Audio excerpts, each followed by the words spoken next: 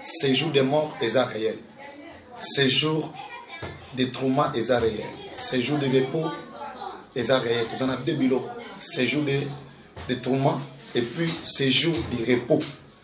Séjour de repos et va séjour de repos à travers Moussala Moutouasala qui n'a mokili o ya vivant. Mon Moussala ou toujours ça na mokili a. Tango botami après botami vie aux hommes menés à Onamokili. Soko yambi Christ comme Seigneur Sauveur. Tango yambi Jésus-Christ.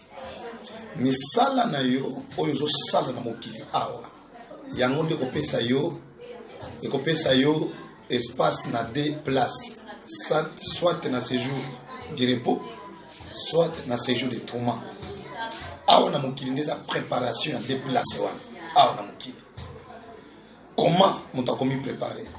Moutakomi préparé pour nos côtés dans séjour de repos. Moutakomi préparé première. Oyamba Jésus Christ comme Seigneur Sauveur. Dans Jean 3, premier verset. Et puis tant Oyamba Jésus Christ comme Seigneur Sauveur. Eza au botami yasika. Quand il y a Jésus Christ. Seigneur Oba Okomi esprit. Tant Oyambi Christ. On m'y préparé pour un séjour de repos. Et puis, tant que Kobotama, ça suffisant à Jésus-Christ. Maintenant, il faut autant de la comme lettre à Jésus-Christ, comme à Jésus Namokili. Parce que physiquement, Jésus a zaté. Physiquement, on doit présenter Jésus et ça va chrétien. Comment on présente Jésus-Christ? Si on comment n'est Jésus à ça, le Pierre. Pierre a wangani Jésus-Christ. Vous voyez, histoire n'a bien.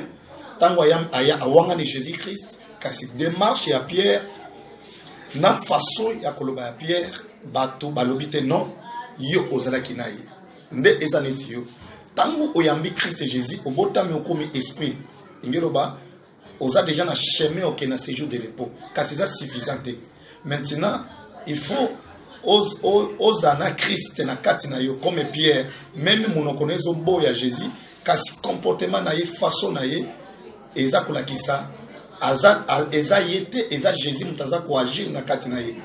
De Paul la lobby, ce n'est pas moi qui vis, c'est qui vit à moi. À travers nini, à travers façon koloba Paul na ndenga za ki Saoul et comme différent. C'est pour nous connaître na séjour de repos, il faut comme l'être à Jésus-Christ ou comme à Christ. Neto comme nango na nini na Deutéronome 28 à partir du premier verset tina 15e verset. C'est pour nous kota sikoyo OK na séjour de repos, il faut pratiquer parole de Dieu. O yoka yangote o pratiquer neti parole de Dieu lobi koibate tant oibite o pratiquer tant bible lobi koibate yo yoki et ozo pratiquer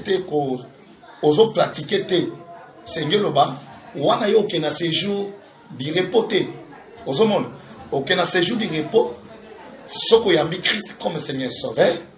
Et puis, n'attend oso pratiquer parole de Dieu là-bas, osa lisusu, oso pratiquer, oso tangate kasi okomi yo.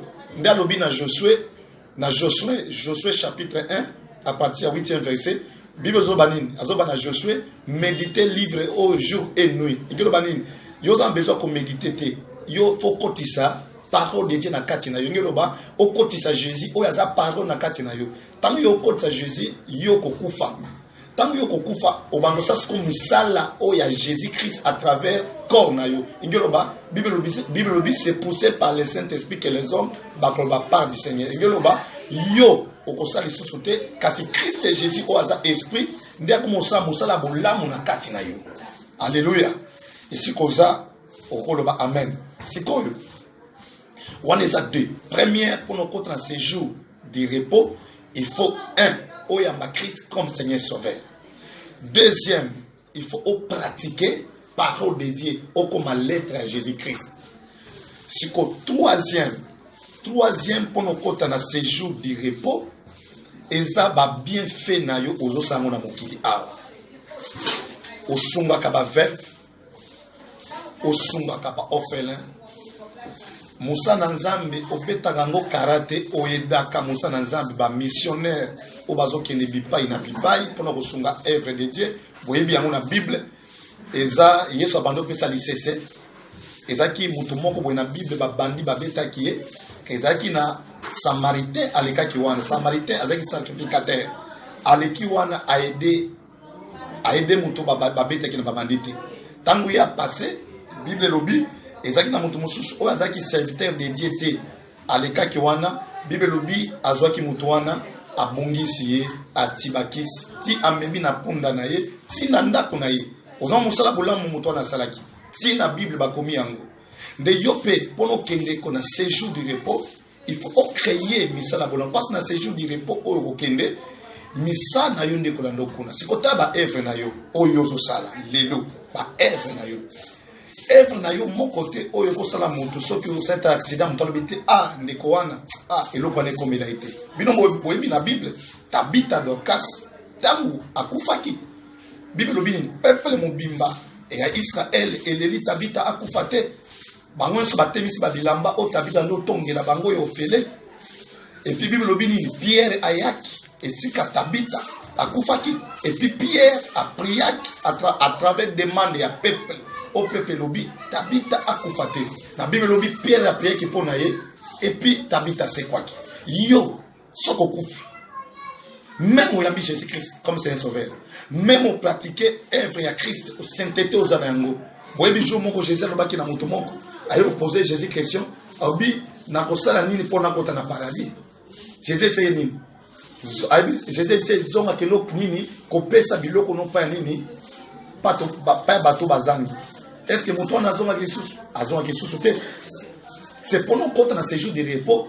il faut que ça nous saboula que sunga œuvre à Christ que sunga bofelin que sunga baveuve que sunga œuvre à Christ Jésus ba missionnaire ko yeba meta ko somba ba Bible ko pesa ba ton église wana ezo préparer place na soki okufi sikoyo oyamba Jésus Christ comme Seigneur sauveur et puis ozo pratiquer parole de Dieu comme il faut ou comme déjà l'être à Jésus et puis ozo sala bolamu na oyo mukenza mbazo pesa yo tango kufi yo kufite kasi oyo kufi za corps na yo kasi esprit de Dieu oyo zwa ki amona mukili baptême esprit de Dieu oyo na kati na yo esprit wana okufate esprit wana ekovive depuis lobi nini soto kufi to kufa kate to lalaka ingelo banini esprit na biso kufa kate e vivaka et puis tango kufi de totana no verset moko Hébreu 9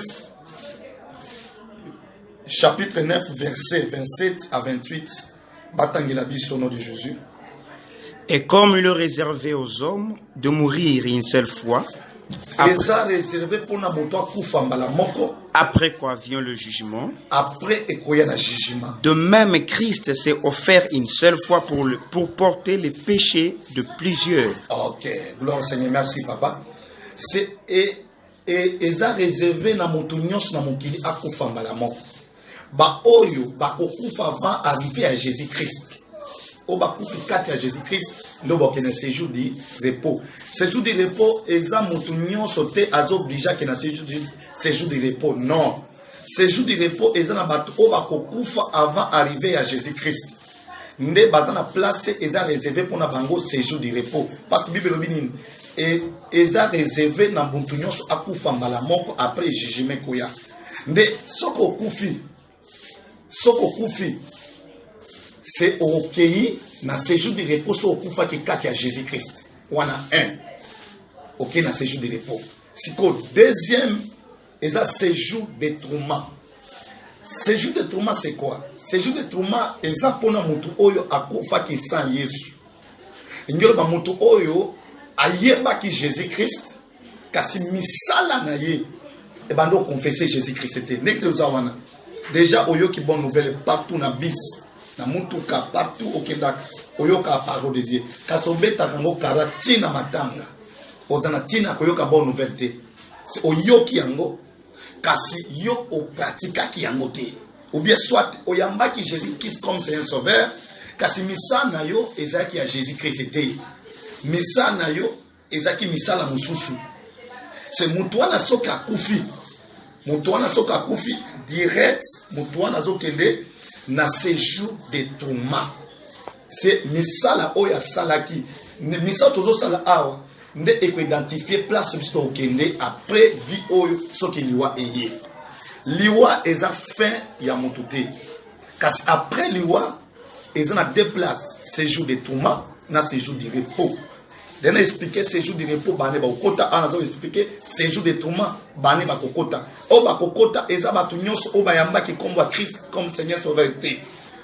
Ba église nyonso yambaki Jésus Christ était au na séjour de tourment.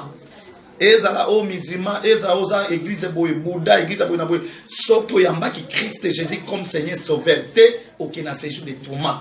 Na yo muto yambaki Jésus Christ obandi ko pratiquer Jésus oyamba ye kasi obandi ko ozaki hypocrite ozaki muto obandi ko tosa Jésus te au na séjour de tourment. Ingilo ba ozaki ndumba. Ingilo ba ozaki muto obandi ko pardonner te. Ingilo ba ozaki muto a drogue. Ingilo ba muto ozaki muto ndo misimba na douche na toilette obi na kati ya chambre yo moko ozomi sepelisa. Ingilo boza mwasi oyo bimagana bana basi. Ingilo boza mobali ubimana bana mibali. Ingilo ba oza mutu oyo orespectaka me ba parente. Ingilo ba oza impoli. Ingilo ba otebeka ba pasteur ofinga base na nzambe. Ingilo ba yo mutu gumba melaka stati. Oguma melaka stati. Ingilo ba yo mutu gumba melaka ba biloko oyo parce que nzambe aza basaka e image pona ko gumba mela yete. Parce que tant que vous avez biloko bon soko okufi oké na séjour de trauma. Na séjour de trauma ko eza banane eza ba païen. Na séjour de trauma eza banane eza ba chrétien oyo azaki chrétien ya munoko kasa azaki chrétien oyo azaki lettre à Jésus te azaki esprit te. Bon kutana kuna na séjour de trauma. Na séjour de trauma kuna so muto akufi. Parce que Bible obini ni esengi muto akufa mbala moko. Soki okufi soko kufi prière pour na basale la yo pour na esiko za kuna olunga na séjour du repos et na séjour de tourment OK na séjour du repos na prière bato baza vivant ba prier pour na yo pour no kende kuna passage ya prière et koza isusu te nde moment où nzamba pesi opportunité oso yoka ba sena nzambe partout na ba réseaux sociaux partout même bakangi ba église oyo eza ba bâtiment kasi bakangi ba église oyo bisto za temple à Jésus ozo kango partout kazo betango kara. Oui, oyo to moni lelo événement zo passé na mokili ya virus. Oui, to moni yango eza événement oyo zo passé partout.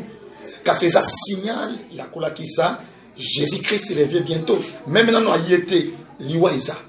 C'est ce qui liwa ye okende wa. Ozo la soko kufi basalelo messe. Ata messe mon côté et ko sauver soko kufi. Taya grâce yango oyo o mi repentir pour nzamba zongela yo. Oui, na katina noana deuxième leçon na kosilisa pour na séjour des tourments après na kosilisa yango tika Christ Jésus a pambola mutunyo so kanga partout na 5 continents ceux que yo ki au moni vidéo oyo partager na bato mususu pas tozo préparer ba am pour na enlèvement à Jésus Christ il faut to préparer église et ça signale Jésus a signaler bisto la muka pour na to mi préparer pour na koyambaye Tangwazoya et eza prophète John Kamango na pays na biso Congo